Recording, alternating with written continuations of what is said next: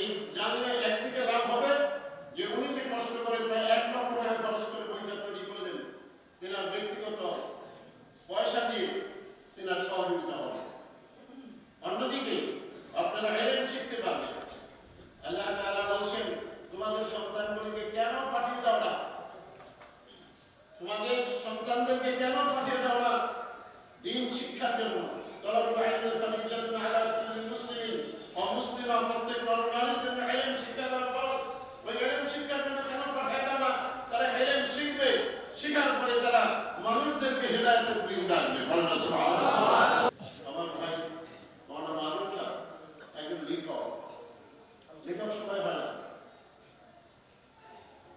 সবাই লেখক হয় না, সবাই কবি হয় না। কি বলেন, সবাই কবি হয় নাকি? নজরুল ইসলাম লেখাপড়া জানতেন না, কিন্তু কবি হয়ে গেছে।